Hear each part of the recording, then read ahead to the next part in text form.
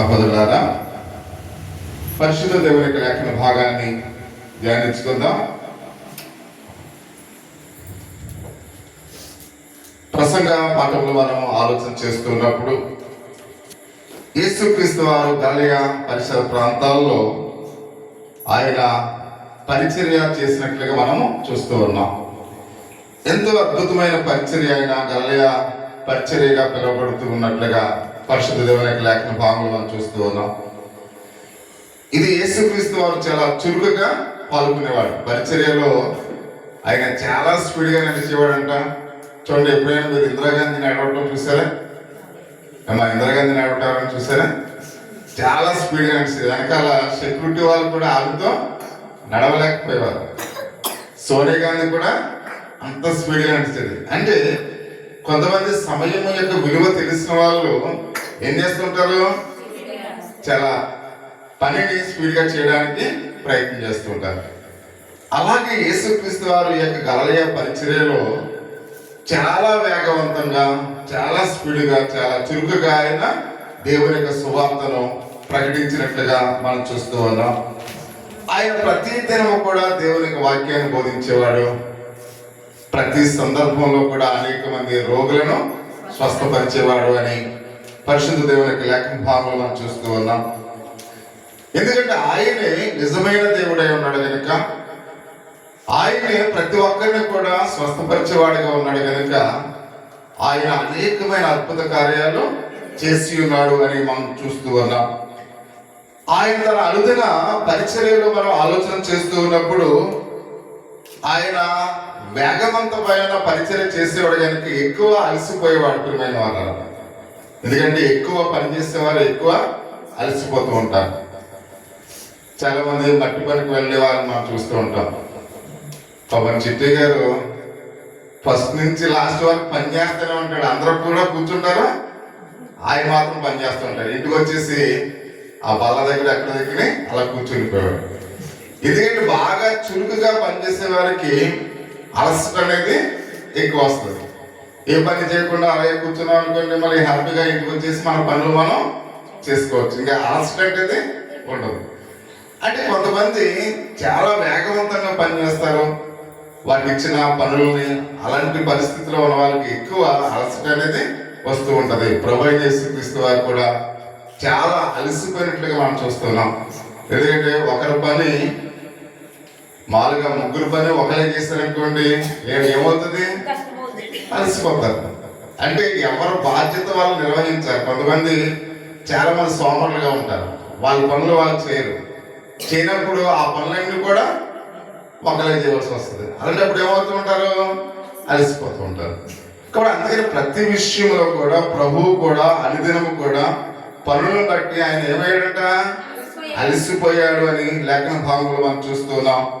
కాబట్టి తన యొక్క శిష్యులను ఆయన తీసుకుని తూరు సీదోను ప్రాంతాలకు వెళ్ళినట్లుగా మత్తయి సువార్త 15వ అధ్యాయము 21వ వచనంలో మనం చూస్తూ ఉన్నాం. బయలుదేరి తూరు సీదోనుల ప్రాంతానికి వెళ్ళిన అని మనం చూస్తాం. ఇది ఇజ్రాయేల్ దేశంలో భాగము కాదు అనే విషయాన్ని మనం గమనించాలి. ఇది ఇజ్రాయేల్ దేశంలో ఒక భాగము కాదంట. అంత మాత్రమే కాకుండా అక్కడ కొంతమంది యూదులు మాత్రమే ఉన్నారు అనే విషయానికి మనం చూస్తూ ఉన్నాం. ఆ ప్రాంతానికి ప్రభు ఎందుకు వెళ్ళాడంటే అక్కడ ఎవరున్నారు? యూదులు ఉన్నారు అనే విషయానికి మనం చూస్తూ ఉన్నాం. కానీ ఈ అన్య ప్రాంతంలో ఆయన బలమైన విశ్వాసం కలిగిన ఒక స్త్రీని చూశాడు. ప్రియమైన మాట చూడండి, మనం అన్యుల్లో కూడా చాలా బలమైన విశ్వాసులు ఉంటారు. ఒకసారి ఆ వీధిలో ప్రార్థన పెడితే రైల్వే స్టేషన్ దగ్గర ఒక అన్యురాలు తన బైబిల్ దగ్గర లేకపోయినా కానీ చాలా అధ్యాయాలు కంటదా చేసి చెప్పేస్తుంది. ఆమె దగ్గర బైబిల్ లేదు, ఏమీ లేదు. అంటే అన్యుల్లో కూడా బలమైన విశ్వాసులు ఉంటారు. మనం ఏం చేస్తామంటే బైబిల్ మన దగ్గరే ఉంటుంది కదా, మనం అవసరమైనప్పుడు చదువుకోవచ్చు అనుకుంటాం. వాళ్ళు బైబిల్ లేకపోయినప్పుడు కూడా వాళ్ళు కంటదా చేసి ఆ బైబిల్ వారి యొక్క హృదయాల్లోనే ఉంచుకుంటారు. మన అయితే చేతుల్లో ఉంటుంది బైబిల్. కానీ వాళ్ళు ఎక్కడ ఉంటున్నారు? నిజమైన విశ్వాసులు బైబిల్ ఎక్కడ ఉంటుంది? హృదయంలో ఉంటుంది. అంటే మనం హృదయంలో ఉండాలి దేవుని యొక్క వాక్యం. అందుకనే ప్రభువైన యేసుక్రీస్తు వారు ఈ అన్య ప్రాంతంలో అక్కడ మనం గమనించలేదు, ఏ ప్రాంతం అయితే తూరు సీదోను ప్రాంతంలో ఒక బలమైన అన్యురాలని ఆయన విశ్వాసతను చూచి ఉన్నాడు అని పరిశుద్ధ గ్రంథంలో అయితే మనం చూస్తూ ఉన్నాం. ఆమె ఒక ప్రార్థనతో తన విశ్వాసాన్ని కనపరుచుకుంది అనే విషయానికి మనం చూస్తూ ఉన్నాం. ఆమె అన్యురాలు దేవుని యందు విశ్వాసాన్ని ప్రార్థనతో కనపరుచుకుందాం. అంటే మన జీవితాల్లో మనము కూడా ప్రార్థన ద్వారా మన విశ్వాసాన్ని మనం ఏం చేయాలి? వ్యక్తపరచాలి, కనపరుచుకోవాలి. అంటే మనం ఎలా ప్రార్థన చేయాలి? ప్రార్థన అనేది మన యొక్క జీవితాల్లో ఎంతో ప్రాముఖ్యమైనది. అందుకని ఇక్కడ మనం చూస్తూ ఉన్నాం. అది ఎలా ఒకసారి మనం ధ్యానించుకుందాం. దేవుని సంతోషపరిచిన కానాను స్త్రీ యొక్క ప్రార్థన ఈ రాత్రి మనం విందాం. ఆమె ప్రార్థనతో ఎవరిని సంతోషపరిచిందట? దేవుణ్ణి. ఒక అన్యురాలయ ఉంది, కానానురాలయ ఉంది. కానాను యొక్క ప్రజలందరూ కూడా అన్యులు కాబట్టి అటువంటి యొక్క అన్య దేశంలో ఉన్న యొక్క కానాను స్త్రీ విశ్వాసముతో ప్రార్థన చేసి దేవుని ఏం చేసిందట? సంతోషపరిచింది. 3 విషయాలకి మనం చూస్తున్నాం. ఆమె ఎందుకు ప్రాధేయపడి దేవునికి ప్రార్థించిందో ఒకసారి మనం చూద్దాం. ఆమె అసలు ఎందుకు ప్రాధేయపడింది? మొదటి యొక్క మాట. రెండవదిగా ఆమె ఎలా ప్రాధేయపడిందో చూద్దాం. ప్రియమైన వారు, ఎందుకు ప్రాధేయపడ్డది, ఎలా ప్రాధేయపడ్డది, ఆమె ఏమి పొందిందో ఈ రాత్రి ప్రతి ఒక్కరికి కూడా గమనించాలి. 3 ఆమె ఎందుకు ప్రాధేయపడ్డది. చూడండి, మనం ఎవరినైనా ఏదైనా ఎందుకు ప్రాధేయపడతాం? మనకు డబ్బులు అవసరం. అంటే మనం ఏం చేస్తాం? ఎవరొకరిని ప్రాధేయపడతాం. ఎందుకు ప్రాధేయపడుతున్నాం? మన అవసరం కాబట్టి ఆమె దేవుని దగ్గర ప్రాధేయపడ్డది. ఎందుకు ప్రాధేయపడ్డది మనం తెలుసుకోవాలి. 2 ఆమె ఎలా ప్రాధేయపడ్డది. 3 ఆమె ఏమి పొందిందో ఒకసారి మనం చూద్దాం. ప్రియమైన వాళ్ళరా, ఈ కానాను స్త్రీ ఎందుకు ప్రాధేయపడ్డదంటే ఆమె యొక్క జీవితంలో ఒక సమస్య ఉంది అనే విషయానికి మనం గమనించాలి. కానాను యొక్క స్త్రీలో ఏముందంట? ఒక సమస్య ఉంది. కాబట్టి ఆమె ఆయన దగ్గరికి వచ్చి 22వ వచనంలో మనం చూస్తూ ఉన్నాం. నా కుమార్తె దయ్యము పట్టి బహు బాధపడుచున్నదని మొరపెట్టినట్లుగా, కేకలు వేసినట్లుగా మనం చూస్తూ ఉన్నాం. అంటే ఆమె ఎందుకు ప్రాధేయపడ్డదంటే తన గురించి కాదు, తన కన్న కుమార్తె దయ్యం పట్టి ఎంతో బాధపడుతూ ఉంది. అంటే ప్రియ సహోదరి సహోదరా, ఈ దయ్యమును పట్టిన సంఘటనలు బైబిల్లో చాలా ఉన్నాయి. బైబిల్ అంతలో కూడా మనం చూసినట్లయితే ఎక్కువ మనము న్యూ టెస్టమెంట్ లో మనం చూస్తాం. కొత్త నిబంధనలో చాలా సాయకృష్ణులైతే దయ్యం పట్టిన సంఘటనలు బైబిల్ గ్రంథంలో అనేకమైనవి ఉన్నాయి ప్రియ సహోదరి సహోదరా. కానీ వాటిలో చాలా సంఘటనలు యేసుక్రీస్తు వారి ఈ భూమి మీద ఉన్నప్పుడే జరిగాయి అనే విషయాన్ని మనం గమనించాలి. ఈ దయ్యాలు పట్టే సంఘటనలన్నీ కూడా ఎప్పుడు జరిగినాయంట?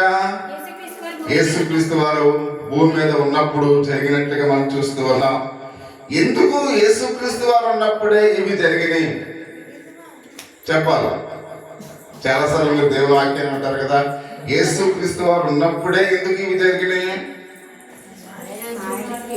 దెయ్యం అంటే ఎవరు? సాతాను. సాతాను యేసుక్రీస్తు వారు ఉన్నప్పుడే ప్రజలను ఎందుకు పీడించింది అంటే సాతాను ఎల్లప్పుడూ కూడా ఒకే లక్ష్యాన్ని కలిగి ఉంది. నేను యేసయ్యను ఓడించాలి. అంటే యేసుక్రీస్తు వారు భూమి మీద ఉన్నారు, ప్రజల్లో ప్రవేశించి అంటే యేసుక్రీస్తు వారిని ఏదో విధంగా నేను ఏం చేయాలి? ఓడించాలి అనే ఒక ఆలోచన కలిగి అనేక ప్రయత్నాలు అనేక మందిని హింసించినట్లుగా సాతాను విషయంలో మనం చూస్తూ ఉన్నాం. అంటే ఇది నిజం ప్రియ సహోదరి సహోదరు. ఏంటంటే ఈ దయ్యము ఆ స్త్రీ కుమార్తెను ఎట్లా పీడిస్తుందో మనకు తెలియదు కానీ అది చాలా భయంకరమని మనం ఖచ్చితంగా చెప్పగలం. ఆ దయ్యం ఎలా పీడిస్తుందో మనకైతే తెలియదు, ఎందుకంటే మనకు కూడా దయ్యం పడితే మనకి తెలుస్తుంది. ఇప్పుడు ఆల్రెడీ మనకు దయ్యం పట్ల ఎప్పుడన్నా మీకు ఎవరైనా దయ్యం పట్టింది ఎవరికైనా? ఏమా ఇదివరకు మా హాస్పిటల్లో ఒక అమ్మాయి ఉండేది, పొంగల్పొడి. అంతమాల దెయ్యం పట్టేసిందంటే చిటికిన వేలు పట్టుకుని మామూలుగా అప్పుడు హాస్పిటల్లో ఎవరో పెద్ద లీడర్స్ ఉంటారు కదా, ఆ చిటికిన వేలు పట్టుకుని ఇక్కడ మంగళవారి చిన్న చెట్టు ఉండేది, ఇక్కడ చిన్న చెట్టు ఉండేది. ఆ చిన్న చెట్టు దాకా తీసుకొచ్చి అక్కడ వదిలి వెళ్ళిపోతా ఏంటని గట్టిగా నొక్కితే అప్పుడు వెళ్ళిపోతానంటే వాళ్ళు అక్కడి నుంచి తీసుకొచ్చేవారు. అంటే ఎందుకు చెప్తున్నానంటే ఆ దెయ్యం అనేది మనిషిని చాలా కృంగతీస్తుంది, చాలా బాధిస్తుంది. ఎందుకంటే ఈ రోజుల్లో దెయ్యాలు పట్టడం అనేది మన సహజంగా చూడటం లేదు. కానీ యేసుక్రీస్తు వారు ఉన్న దినాల్లో మాత్రం ఇలాంటి సంఘటనలు అనేకమైన జరిగినాయి. అవి ఎందుకు జరిగినాయి కూడా మనం చూస్తాం. అంటే సాతాను ఎల్లప్పుడూ కూడా యేసుక్రీస్తు వారిని ఓడించాలనే ఒక ఆలోచనతో దెయ్యాలు ఆ దినాన్ని చాలా ఎక్కువగా ఉండేవనే విషయానికి మనం చూస్తూ ఉన్నాం. కాబట్టి దాన్ని బట్టి ఆమె నిస్సహాయ స్థితిలో ఉంది, నిస్సహాయురాలుగా ఉంది. ఎందుకంటే ఆమె అన్కాన్షియస్ లో ఉంది కాబట్టి తన జ్ఞానవంతురాలుగా ఉంటే ధైర్యంగా ఉంటుంది. ఎప్పుడైతే ఆ దెయ్యం పెట్టినప్పుడు ఆ చిన్నది ఎలా ఉందంట, నిస్సహాయురాలుగా ఉంది. ఆమె ఏం చేస్తుందో తెలియదు, ఎలా ఉంటుందో తెలియదు, ఆహారం తింటుందో లేదో తెలియదు. ఎల్లప్పుడూ కూడా ఎలా ఉంది, దీనంగా నిరుత్సాహంతో ఉంటుంది అనే విషయాన్ని మనం చూస్తూ ఉన్నాం. దెయ్యం పట్టణంలో ఏం చేస్తుంటారు, దెయ్యం పట్టణంలో ఏం చేస్తారు ఎగ్జాంపుల్ చెప్పండి. ఇప్పుడు కూడా ఒకవేళ మంచోడేళ్ళని తిడతారు, చెడ్డోడేళ్ళని తిడుతూ ఉంటారు. అంటే ఆ దెయ్యం పట్టినప్పుడు ఎవరిని తిడుతున్నామో వాళ్ళకి తెలియదు అనమాట. మంచోడిని తిడుతూ ఉంటారు, చెడ్డోళ్ళని తింటారు. అంటే మానసికంగా వాళ్ళని కృంగతీసి ఎలాంటి అంటే ఒక సాధారణమైన స్థితి లేకుండా వాళ్ళు మానసికంగా కృంగిపోయిన వారుగా ఉంటారు. ప్రియమైన వాళ్ళ అటువంటి యొక్క పరిస్థితుల్లో వాళ్ళు ఏం చేస్తున్నారు వాళ్ళకి తెలియదు అనే విషయాన్ని మనం చూస్తూ ఉన్నాం. కాసేపు ఆ దెయ్యం వదిలేసింది అనుకోండి, చాలా తెలుగుగా మాట్లాడుతుంటారు. మరలా ఆటోమేటిక్ గా దెయ్యం ఎంటర్ అయిపోయినప్పుడు వాళ్ళ స్థితి ఎలా ఉంటుంది, మారిపోతుంది. అంటే వాళ్ళు ఎప్పుడు మంచిగా ఆలోచిస్తారో తెలియదు, ఎప్పుడు చెడ్డగా మారిపోతారో తెలియదు. అంటే ఆ దెయ్యం వారిని ఆ విధంగా నడిపిస్తూ ఉంటది, వారి యొక్క మానసిక స్థితిని అయోమయంగా ఉంటుంది. కాబట్టి కానాను యొక్క స్త్రీ యొక్క కుమార్తె కూడా అలాగనే నిస్సహాయురాలుగా ఉంది. ఇవన్నీ ఎవరు చూస్తున్నారు, తల్లి చూస్తుంది. తల్లి చూసి బాధపడిపోతుంది, అయ్యో నా కుమారి పరిస్థితి ఏంటి ఇలా ఉంది అని ఆమె ఎంతగానో ఏడుస్తూ దుఃఖిస్తూ ఆలోచిస్తూ, ఏ డాక్టర్ దగ్గరికి వెళ్ళినా ఏ మందులు కూడా ఆమెకు ఏ విధంగా ఉపయోగపడలేదు. ఏ డాక్టర్ కూడా ఆమెకు ఏ విధమైన సహాయము, కుమార్తె విషయంలో ఏ సహాయం కూడా ఎవరు కూడా చేయలేకపోయినట్లుగా మనం చూస్తున్నాం. చివరగా ఆమె యేసు ప్రభు యొక్క ఉన్నతమైన శక్తి కలిగిన సహాయం కొరకు ఎదురు చూసినట్లుగా మనం చూస్తూ ఉన్నాం. అంటే అందరినీ ఆశ్రయించింది. తన కుమార్తె ఆరోగ్య పరిస్థితి ఏమాత్రం కూడా సరిగ్గా లేదు అన్నప్పుడు దేవుడే మాత్రమే నాకు సహాయం చేయగలడు, ఆయనే శక్తి కలిగిన బలవంతుడైన దేవుడైన ఆయన ఏం చేసినట, ఆయన యొక్క సహాయం కొరకు ఎదురు చూస్తూ ఉన్నట్లుగా మనం చూస్తూ ఉన్నాం. అలాగే ఎందుకు ఆమె ప్రాధేయపడదో మరొక కారణం కూడా ఉన్నట్లుగా మనం చూస్తూ ఉన్నాం. ఆమె ఎందుకు ప్రాధేయపడ్డదో మరొకమైన ఇంకొక కారణాన్ని మనం చూస్తున్నాం. ఆమె తనకున్న సమస్యను బట్టి ప్రాధేయపడలేదు, కానీ యేసు సహాయం చేయగలడని ఆమె నమ్మింది. ప్రియమైన మాట సాధారణంగా ఎందుకు అంటే, సాధారణంగా మనం ప్రాధేయపడటం ఎలా, మన పరిస్థితి రెండు విధాలుగా ఉంటుంది. ఇద్దరు ఇవ్వగలడు, తన దగ్గర డబ్బులు అనుకోండి, ఇవ్వగలడు అన్నప్పుడు మనం ఏం చేస్తుంటాం, అంతమాలు అడుగుతుంటాం. అర్థమవుతుందా? అంటే అడిగే విషయంలో రెండు ఆలోచనలు ఉన్నాయి. అతడు ఇవ్వగలడు కాబట్టి అడుగుతూనే ప్రాధేయపడుతున్నాం. వాడి దగ్గర లేదనుకోండి, ఎవరైనా చెప్పేసాడు అనుకోండి, మనం ఏం చేస్తాం, ఏదో ఒకసారి అడుగుతూ ప్రాధేయపడి ఇంకా మనం అడగం. కానీ అతని దగ్గర ఇవ్వగల శక్తి ఉందని మనకు అనుకున్నప్పుడు, అతని దగ్గర ఇవ్వగల శక్తి ఉందని మనం నమ్ముకున్నప్పుడు మనం ఏం చేస్తుంటాం, పదే పదే ప్రాధేయపడతాం. అంటే ఈమె ప్రాధేయపడడానికి రెండు కారణాలు ఉంది. ఒకటి, ఆమె యొక్క కుటుంబంలో సమస్య ఉంది. రెండు, ఆయన శక్తి కలిగిన వాడు, ఆయన తప్పగా నాకు సహాయము చేయగల సామర్థ్యం ఉంది అని నమ్మింది కనుక ఏం చేస్తుంది? పదే పదే ప్రాధేయపడుతుంది. అంటే ప్రాధేయపడడానికి రెండు కారణాలు ఇక్కడ మనం చూస్తున్నాం. ఒకటి చెప్తలేదు కదా, అర్థమవుతుంది, సమస్య ఉంది. రెండు, ఆయన మాత్రమే చేయగలడు. బయట వినేవాళ్ళు అంటున్నారు, నాకు ఒక పెద్దవాడి పాస్టర్ గారు 2 సార్లు చెప్తారు ఎందుకంటే మీరు అంటే మీరు ఎన్నిసార్లు చెప్పినప్పుడు అర్థం చేసుకుంటారని చెప్తున్నారు కానీ వాళ్ళకి అర్థం కావట్లేదు అని. ఎందుకంటే మీకు అర్థం కావట్లేదు కాబట్టి జవాబు ఇంతమందిలో 1% చెప్పారు. మీరు అందరూ కూడా చెప్పారనుకోండి, అది మళ్ళీ రిపీట్ చేయడానికి అవకాశం బాగానే అర్థమవుతుంది కాబట్టి మనం రెండోసారి చెప్పవలసిన లేదు అనుకుంటాం. మీరు ఏం చేయాలి? సమాధానం చెప్పాలి, ఆన్సర్ చెప్పాలి. అందుకని సైలెంట్ గా కూర్చున్నారనుకోండి, మీకు ఏమవుతుంది అనుకున్నాం? అర్థం కావట్లేదు అనుకుంటున్నాం. అందుకని ప్రతి ఒక్కరు కూడా అంటే ప్రాధేయపడడానికి 2 కారణాలు. ఒకటి ఐదులో సమస్య, 2 ఆయన మాత్రమే సహాయం చేయగలడని నమ్మింది కనుక. కాబట్టి ఈ 2 విధాలుగా ప్రాధేయపడి ఆమె ఆయన ఎలా ప్రాధేయపడ్డదో ఒకసారి మనం చూద్దాం. యేసు బాగు చేయవాడు కాకుండా ఆయన ప్రత్యేకమైన వాడే నమ్ముతుంది. ప్రియమైన వాళ్ళ, కేవలం ఆయన బాగు చేసేవాడుగా మాత్రమే లేడు, ఆయన అందరిలో ప్రత్యేకమైన వాడుగా ఉన్నాడు అనే విషయానికి మనం చూస్తూ ఉన్నాం. కాబట్టి ఆమె వివిధ పేర్లతో సంబోధించింది. ప్రియమైన వాళ్ళ, యేసుక్రీస్తు వారిని వివిధ పేర్లతో సంబోధించినట్లుగా పరిశుద్ధ గ్రంథంలో మనం చూస్తూ ఉన్నాం. అక్కడ ఏమంటుందో ఒకసారి మనం 22 వచనాన్ని ఒకసారి చూసినట్లయితే, ప్రభువా దావీదు కుమారుడా నన్ను కరుణింపుమని. ఆ ప్రియమైన వాళ్ళ ఏమంటుంది? ప్రభువా దావీదు కుమారుడా. అంటే అప్పటి వరకు ఆయన ఎవరని అక్కడున్న ప్రజలకు తెలుసు? యేసయ్య మాత్రమే తెలుసు. మీకు అర్థమవుతుందా? యేసయ్య మాత్రమే తెలుసు. మనలో కూడా విశ్వాసులుగా ఉన్న మనం కూడా ఏం తెలుసు? మనకి యేసయ్య మాత్రమే తెలుసు. కానీ ఆమె కనాని స్త్రీ ఏమంటుంది? ప్రభువా దావీదు కుమారుడు అంటుంది. మీరు ఎప్పుడైనా దావీదు కుమారుడు అనే పదం ఎప్పుడైనా వాడారా? ఎప్పుడు వాడలేదు. కానీ ఈమె ఒక ప్రత్యేకమైన రీతిగా ఆ పేరు సంబోధించినట్లుగా పరిశుద్ధ గ్రంథంలో మనం చూస్తున్నాం. ఆమె ఎందుకు ఆ పేరు సంబోధించిందో ఒకసారి మనం ఆలోచన చేసినప్పుడు 1 కొరింథీయులకు రాసిన పత్రిక 12వ అధ్యాయం 3వ వచనంలో, పరిశుద్ధాత్మ వలన తప్ప ఎవడను యేసును ప్రభు అని ఒప్పుకొనలేడు అని మనం చూస్తున్నాం. పరిశుద్ధ పౌలు చెప్తున్నా. అంటే ఆమె యేసును దావీదు కుమారుడా అని పిలిచిందంటే ఆ పేరుకు ఒక ప్రత్యేకమైన అర్థం ఉంది.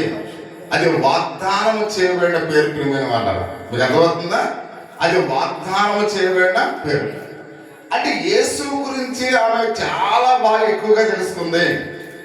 మీకన్నా నాకన్నా మన అందరికన్నా ఆమె ఎక్కువగా తెలుసుకుంది కాబట్టి ఏమంటుంది? దావీదు కుమారుడు అంటుంది. అంటే దావీదు కుమారుడు అంటే ఆ మాట ఓల్డ్ టెస్టమెంట్ లో నుంచి మనం చూస్తూ ఉన్నాం, పాత నిబంధన లేఖన భాగాల నుంచి మనం చూస్తూ ఉన్నాం. కాబట్టి ఆ పాత నిబంధన లేఖన భాగాల్లో ప్రభు కొరకు ఎదురు చూస్తున్న యొక్క మాట అంటే ఆయన దావీదు కుమారుడిగా ఈ లోకానికి వస్తూ ఉన్నాడు. అంటే అది చెప్పాలంటే పౌలు గారు ఏమన్నాడు? పరిశుద్ధాత్మ వలన తప్ప ఎవరు కూడా ఇది చెప్పలేదు. అంటే మీలో కూడా పరిశుద్ధాత్మ దేవుడు పనిచేస్తే వాక్యం మీకు ఆటోమేటిక్గా అర్థమవుతుంది. పరిశుద్ధాత్మ దేవుడు మీలో పనిచేయకపోతే ఇందాక అడిగిన వెంటనే ఇలా చూస్తున్నారు కదా, అలా ఉంటుంది. అని మీరు చెప్పుతున్న అర్థం ఏంటి? ద హోలీ స్పిరిట్, పరిశుద్ధాత్మ దేవుడు మీలో పనిచేస్తూ ఉన్నాడు. అంటే పరిశుద్ధాత్మ దేవుడు తప్ప ఇక ఎవరు కూడా యేసు ప్రభు అని ఒప్పుకోడు. ప్రియమైన వాళ్ళ, అందుకనే ఈమె యేసు ప్రభువుగా ఒప్పుకుంది, ఆయన దావీదు కుమారుడిగా ఒప్పుకుంది. అంత మాత్రమే కాకుండా దావీదు నిజమైన కుమారుడిగా, దావీదు వంశముల నుంచి కాక సింహాసనం మీద నిరంతరము కూడా యోగులని అర్థాన్ని ఇస్తున్న యొక్క మాటను ఆమె ఉపయోగించినట్లుగా మనం చూస్తూ ఉన్నాం. అవును, ఆమె యేసు దేవుడని నమ్మినందుకు ప్రియ సహోదరి సహోదర తనకు సహాయం చేయగలనని కూడా నమ్మింది. ప్రియమైన వాళ్ళు, ఎన్ని కష్టాలు వచ్చినా, ఎన్ని ఇబ్బందులు వచ్చినా, ఎన్ని సమస్యలు వచ్చినా దేవుడే నాకు సహాయం చేయగలడనే నమ్మకం మనకు ఉండాలి. అర్థమవుతుందమ్మా? మీకు ఎన్ని ఇబ్బందులు వచ్చినప్పుడు కూడా దేవుడు మాత్రమే నాకు సహాయము చేయగలడు అంటే మీరు 100% ఆయన మీద ఉండాలి. అర్థమవుతుందా? 100% మీరు యేసుక్రీస్తు వారి మీదే విశ్వాసాన్ని కలిగి ఉండాలి. అప్పుడు మీలో నిరుత్సాహం ఉండదు, మీలో ధైర్యం ఉంటుంది. నా ప్రభువు నన్ను కాపాడుతాడు. ఆకలి వేస్తున్నప్పుడు ఒకవేళ ఆ వడ్డించేవాడు మనకు బంధువు అయినట్లయితే ఆకలి వేస్తున్నప్పుడు ఆహారము అయిపోతేనే మన బాధ మనకు ఉండదు. అంటే ఆ వడ్డించేవాడు ఏదో విధంగా నాకు ఆహారాన్ని పెడతాడని ఒక నమ్మకం ఉంటుంది. అలాగే ప్రభు మీద కూడా మన నమ్మకం ఉండాలి. నీకు కష్టం వచ్చిందా, ఆపద వచ్చిందా, ఇరుగు వచ్చిందా, ఇబ్బంది వచ్చిందా, వ్యాధి వచ్చిందా, సమస్య వచ్చిందా, నా ప్రభు నాకు సహాయం చేయగలనే నమ్మకం నీలో అంటే నీలో ఏముండదు? నిరుత్సాహం ఉండదు. అంటే నిరుత్సాహం లేకుండా ఉండాలంటే ప్రభు మీద మనము ఆధారపడి ఉండాలి, ప్రభునే మనము ఆనుకుని ఉండాలి. ఈ కానానీ స్త్రీ కూడా ఎందుకు నిరుత్సాహం లేకుండా అప్పటి వరకు సమస్య కలిగి ఉంది, అప్పటి వరకు బాధలో ఉంది, అప్పటి వరకు కష్టంలో ఉంది, కానీ యేసుక్రీస్తు వారి మీద పరిపూర్ణమైన నమ్మకాన్ని కలిగి ఆయన నాకు సహాయం చేయగలడని ఒక విలువైన ఆలోచనతో ఆమె ఉంది అనే విషయానికి మనం చూస్తున్నాం. మనం మన యొక్క ప్రార్థనలు ఆ స్త్రీ చేసిన ప్రార్థనతో ఒకసారి పోల్చుకొని ప్రియమైన అంటాం. మనం చేసే ప్రతి ఒక్కరం కూడా, మీరైనా నేనైనా, ఒకసారి ఆ కానానీక స్త్రీ చేసిన ప్రార్థనతో పోల్చుకుంటే మనం సిగ్గుపడాలి. అర్థమవుతుందా? మనం ఎవరైనా, పాస్టర్ గారైనా, విశ్వాసులైనా, ఎవరైనప్పుడు కూడా మనం ఆ యొక్క కానానీ స్త్రీతో కంపారిజన్ చేస్తే నిజంగా మనం ఏం చేయాలి? సిగ్గుపడాలి. ఎందుకు సిగ్గుపడాలి అని ఒక విషయాన్ని మనం ఆలోచన చేస్తున్నప్పుడు ప్రియమైన వాళ్ళరా, ఎందుకంటే ఆయన అంటున్నాడు ఆమె సమస్యను బట్టి ప్రార్థించింది, కానీ మనమైతే మనకున్న సమస్యను బట్టి కొన్నిసార్లు ఏం చేస్తుంటాం? ఏమా, ఆమెకున్న సమస్యను బట్టి ఏం చేసింది? ప్రార్థించింది. మనకేదైనా కష్టం వస్తుంది, మనకేదైనా సహాయం, మనకేమైనా ఇబ్బంది వస్తుంది, మనం ప్రార్థన చేయకుండా ఏం చేస్తుంటాం? అందరి మీద నిందలు వేస్తుంటాం. ఈ సమస్యలు నీ వల్ల వచ్చినాయి, ఈ సమస్యలు, ఈ కష్టాలు నీ వల్ల వచ్చినాయి. ఇంకా అందరూ అయిపోయిన తర్వాత మళ్ళీ ఎవరి మీద వేస్తాం? నింద దేవుడి మీద వేస్తాం. ఏంటయ్యా ఇన్ని కష్టాలు నాకే పెడుతున్నాం అంటే మనకున్న సమస్యను దేవుడు పరిష్కరిస్తాడని విశ్వాసంతో ఆమె ఎలా ప్రార్థించిందో అలా కాకుండా మనం ఏం చేస్తున్నాం? మనకున్న సమస్యను బట్టి, మనకున్న ఇబ్బందులను బట్టి ఎదుటి వారి మీద నిందలు వేస్తున్నాం. చివరికి అందరూ అయిపోయిన తర్వాత యేసయ్య మీద కూడా మనం ఏం చేస్తున్నాం? నిందలు వేస్తున్నాం. కానీ ఇక్కడ అలా నిందలు వేసే వారిగా ఇక్కడ ఆమె లేదు, కానీ సమస్యను బట్టి ఆమె ఏం చేసింది? ప్రార్థించింది. ప్రియమైన వారు, అంటే నీకు సమస్య వచ్చినప్పుడు నువ్వు వెంటనే ఏం చేయాలి? ప్రార్థన చేయాలి. అనారోగ్యం ఉందా? ప్రార్థన చేయి. ఆర్థిక పరిస్థితుల్లో వెంటాడుతున్నాయా? ప్రార్థన చేయి. పొరుగు వారితో వేదన పడుతున్నావా? ప్రార్థన చేయి. అంటే నీ ప్రతి సమస్యను బట్టి మనం ఏం చేయాలి? ప్రార్థన చేయాలి, ప్రార్థన చేయాలి. అవి ప్రార్థన చేసింది, కానీ ఎవరి మీద కూడా ఏ విధంగా విటోరాలు, నిందలు వేయలేదు అనే విషయాన్ని మనం చూస్తూ ఉన్నాం. అంటే మనమైతే మనం సమస్యను బట్టి కొన్నిసార్లు ఇలా ఏమవుతుంటాం? నిందలు వేసే వారిగా ఉంటాము అనే విషయాన్ని పరిశుద్ధ గ్రంథంలో అయితే మనం చూస్తూ ఉన్నాం. తరచుగా సమస్యను బట్టి మనం కొన్ని ఆశలు వదిలేస్తూ ఉంటాం. అయ్యో ఈ సమస్య నన్ను వెంటాడుతుంది, దీని నుండి మనల్ని ఎవరు కూడా కాపాడలేరు అనే విషయంతో మనకున్న ఆశను కూడా కొన్ని సందర్భాలు ఏం చేస్తుంటాం? వదిలేస్తాం. అలా విడిచిపట్టవలసిన పని లేదు. ప్రియమైన వాళ్ళగా, నువ్వు మరణము అంచు వరకు వెళ్ళినప్పుడు కూడా నువ్వు దేవుని యందు విశ్వాసం అంటే దేవుడు నిన్ను స్వస్థపరుస్తాడు. నువ్వు ఆర్థిక పరిస్థితుల్లో నలిగిపోతున్నప్పుడు, చివరి వరకు నన్ను ఎవరు కూడా కాపాడలేరనే పరిస్థితిలో నువ్వు ఉన్నప్పుడు కూడా ఆ చివరి క్షణం వరకు నమ్మకంతో ఉంటే దేవుడు నీ సమస్యలను తీసివేస్తాడు. అంటే మనము ఆశ వదులుకునే వారిగా ఉండకూడదు. నా యేసయ్య నా ఆశను నెరవేరుస్తాడని ఆయన మీద మనం విశ్వాసం కలిగి ఉండాలి. ఈమె ఆశ వదులుకోలేదు. ఆమె తన కుమార్తె బలహీనురాలుగా ఉన్నా, దెయ్యములు బట్టి ఆమె ఎంతో అనారోగ్య సమస్యతో ఉన్నా ఆమె ఏమాత్రం కూడా ఆశను వదిలిపెట్టలేదు. నిజంగా వాస్తవంగా అన్ని హాస్పిటల్కి వెళ్ళింది, హాస్పిటల్లో వైద్యాన్ని ఆశ్రయించింది, అనేక మందిని ఆశ్రయించింది. తన కుమార్తెకు ఆ దయ్యాన్ని ఎవరు కూడా అక్కడ వదలబట్టలేకపోయారు, నయం చేయలేకపోయారు. మనమైతే ఏం చేస్తాం? ఇంకా డాక్టర్లకి నయం కాకపోతే మనం ఏం చేస్తామని మనం వదిలేస్తాం. కానీ ఆమె ఆశలు ఏమాత్రము కూడా విడిచిపెట్టలేదు, వదిలేయలేదనే విషయానికి మనం చూస్తున్నాం. అలా కాకుండా ఆ యొక్క సమస్య ఉన్నప్పుడు కూడా మొదటిగా మనం ప్రియమైన వాళ్ళరా ఏం ఇక్కడ ఏం చేస్తున్నామో తెలుసా? ఒకసారి మనం ఆలోచించవలసిన వాళ్ళ మనం చూస్తూ ఉన్నాం. ఈ స్త్రీని ఒకసారి ఉదాహరణగా తీసుకుని మనం ఏం చేయాలి? ప్రార్థన చేయాలి. అంటే ఇక్కడ కీర్తనకారుడు 50వ కీర్తన 15వ వచనంలో ఒక మాట మనం చూస్తూ ఉన్నాం. 50వ కీర్తనలో ఆపత్కాలములో నీవు నన్ను గూర్చి మొరపెట్టుము, నేను నిన్ను విడిపించేదను. అంటే ఆపత్కాలములో ఆయన ప్రభు చెప్తున్నది వాగ్దానము. ఇది నీ మాట నా మాట కాదు, ఎవరి మాట? దేవుని మాట. అంటే దేవుడు ఏమన్నాడు? నీవు నాకు మొరపెట్టు. చూడండి, అసలు ఎవరైనా చెప్తారా? అమ్మా నీకు ఏ కష్టం వచ్చినా నేను గుర్తున్నానా, నన్ను చూడు అంటే మనకు ఎలా ఉంటుంది? ఒక భరోసా ఉంటుంది. మీకు అర్థమవుతుందా? మీకు ఏ కష్టం వచ్చినా నేను ఉన్నాను అని మనం ఎవరైనా భరోసా ఇచ్చేవాళ్ళు ఉంటారా? రే నీకు ఎప్పుడు డబ్బులు లేకపోతే అప్పుడు నాకు దగ్గరికి వచ్చి ₹1,00,000 ఇస్తానన్న వాళ్ళు ఎవరు ఉంటారా? ఎవరు? కానీ యేసయ్య దేవుడు అన్నాడు, ఏమన్నాడు? నీకు ఎప్పుడైతే ఆపద వస్తుందో నాకు మొరపెట్టు, నీకు ఎప్పుడైతే కష్టం వస్తుందో నాకు మొరపెట్టు, నీకు ఎప్పుడైతే ఇబ్బంది వస్తుందో నాకు మొరపెట్టు. ఇలా చెప్పేవాళ్ళు ప్రపంచంలో ఎవరు లేరు, ఒక దేవుడు మాత్రం చెప్తున్నాడు. ఆపత్కాలంలో నీవు నాకు మొరపెట్టినట్లయితే నీ మొర నేను అంట. అసలు ఈ మాటలు చెప్పడానికి ఎంత అద్భుతంగా ఉందో. కానీ ఈ మాటలు మనం వింటాం కానీ ఏం చేస్తుంటాం?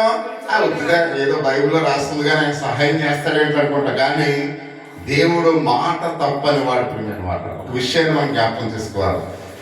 ఆయన ఇచ్చిన మాట నెరవేర్చేవాడుగా ఉన్నాడు, ఆయన మాట తప్పని వాడిగా ఉన్నాడు. అందుకనే ఈ రాత్రి నీకు ఆపద ఒకవేళ ఉన్నట్లయితే ఆయనకు మొరపెట్టు.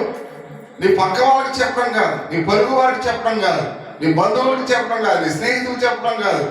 కాబట్టి ఆయన ఎవరికి చెప్పమన్నాడు? నాకు చెప్పమంటున్నాడు. నేను నీకు దేవుణ్ణి, అయితే నీ యొక్క మొర నీకు వింటాను, నీకు ఉత్తరం ఇస్తున్నాను అని ఆయన చెప్తూ ఉన్నాడు, చక్కగా చెప్తూ ఉన్నాడు. కానీ మనం ఆయన మాట విన్నామా? వింటలేదు. కానీ కానాని స్త్రీ ఎందుకు ప్రియమైన వాళ్ళ, నేను ఆపదలో ఉన్నాను కనుక ఆయన నన్ను మొరపెట్టమన్నాడు కనుక నేను ఆయనకు ప్రార్థన చేస్తాను, ఆయన మాత్రమే నాకు సహాయము చేయగలడు. అంటే ప్రియ సహోదరి సహోదరుడు, ఈ రాత్రి మనము కూడా ఒకవేళ మీకు ఆపదలు ఉన్నాయా? నాకు చాలా ఆపదలు ఉన్నాయి. మీకు ఉన్నాయో లేదో నాకు తెలియదు. చాలా కష్టాలు ఉన్నాయి, చాలా ఇబ్బందులు ఉన్నాయి, చాలా సమస్యలు ఉన్నాయి.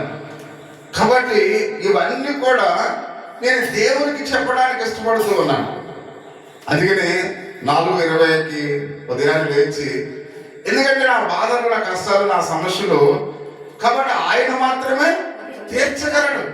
అది ఎవరికి చెప్పినా నవ్వుకుంటారు, హేళన చేస్తారు.